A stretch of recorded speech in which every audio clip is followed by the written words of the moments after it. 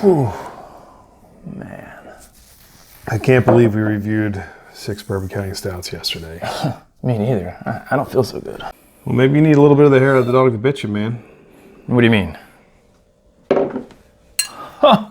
We got one more to go. Oh my gosh.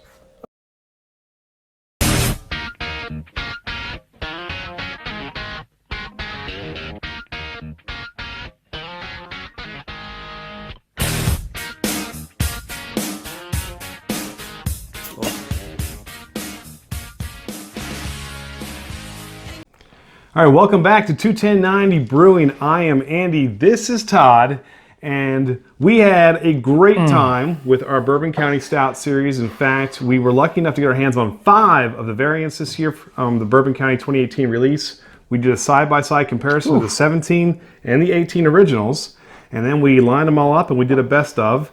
I think you picked the vanilla stout, and I picked the Bramble rye, one of those controversial picks that not everybody loved, but good beers. Yep. All of them were wonderful.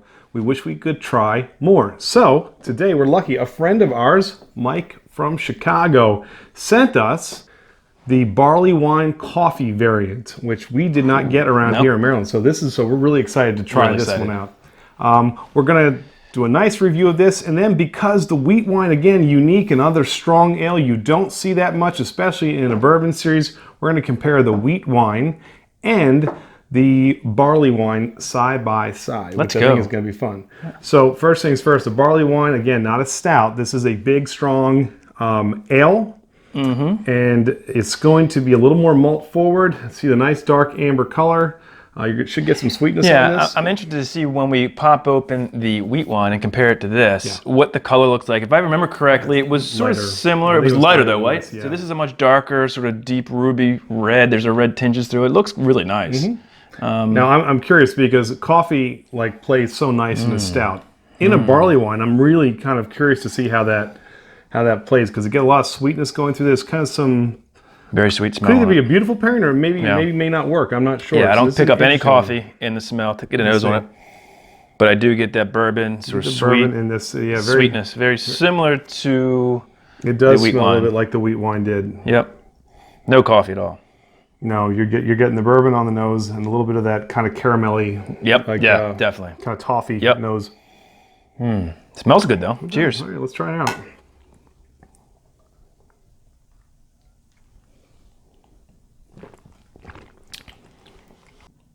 Okay. It's pleasant. Do you get much coffee? No. I think that's the thing. I'm trying to seeing if I get find this coffee here. And I know some people said that they can. It shines a little bit on this, but I'm not getting a ton of coffee on this at all. Not at all. And I don't know if it's because of the barley wine and how sweet. Yeah, it's sweet. There's a sweet component to it. I don't think it's as sweet as the wheat wine. I don't know. It's close. We'll have to see. Bourbon. Yeah. Not as pronounced as the other ones. It's sweet. It's sweet. But it's sweet. You're still not getting a ton of that smoky flavor that you want from the bourbon. This is an interesting one for me. And look, I think I was so in love with all of the variants this year that this was one I was like, hey, we got another one to try. It didn't make our best of, but if it did. Full disclosure, I'm not a huge barley wine fan. Well, see, but the wheat wine is similar. The wheat wine is basically a barley wine with more wheat in the grist. You're talking 40 to 60%, so you're still a malt-forward strong ale. Definitely. And we really liked the wheat wine. Yeah.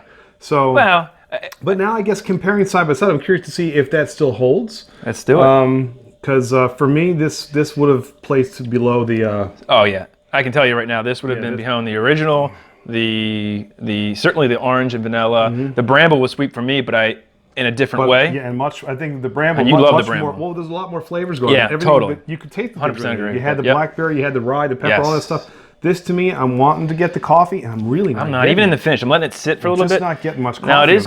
This is colder. We had these a little bit colder than the other ones, so I'm wondering after this warms up if more of that coffee will come out, because this is a little bit cold, but still, I mean, it's a. Look, I would not be offended to drink it. No. It's a nice, pleasant beer. It is. It's good. Well, you know what? Yeah, go ahead. Well, I was just going to say, I just think compared to the rest of the lot, there was such a strong grouping. And again, there's two we still didn't get a hold of. We're trying. But, Mike might be able to help us out. Not bad. Not bad. Bad. If you were to rate this on our Goose, I would probably give this. It might be because, again, we love the other one so much. I think we'd had nothing lower than a 4. I might go, this might be my least favorite so far. And again, I don't know if it's because we had a little bit of time between the two, but I would say 3.75 for me, maybe a 4, low 4. And for me, I'd probably say 3.5 on this. I love coffee. Yeah, I'm not getting any. I want the coffee to be there. So in other variants, when they said, here's vanilla, you're going to get vanilla. You got vanilla. The Midnight Orange, you got the orange. For the Bramble, you got all those flavors. Now that it's warm, I don't know, maybe the very front of me of getting a little bit of a bitter flavor. Maybe that's the coffee I'm trying to see. I don't know if this is cold brewed coffee, what they use, to tell you the truth. I'm not getting much. No, it's not much. I mean, I feel like this is just a bourbon barley wine, which is okay. Yeah. It's not bad, but yeah, I'd say about a 3.5. Well, let's pair this against the Wheatwine and see what we think. Yeah, why not? Let's do it. All right, let's go. All right, so now we've poured out the Wheatwine ale, and I want to first look at the color and see the differences between the two. So on the left here we have, actually the center, we have the barley wine, and on the outer ring we've got the Wheatwine. And you can see, like you said, it is certainly a lighter. It's a lighter color, a little. Yeah. Now It's definitely a lighter color. Almost exactly the same to me. Right? I don't smell. I think this has got a little bit more what? So I think the Wheatwine might smell a little bit sweeter, just a touch, not much. And also it's warmed just a touch more. So I don't know. I can't smell much of a difference. But they are very similar. Very similar. So let's get into the wheat, okay. Because we just had the coffee. All right, let's see what we think about this guy. Again.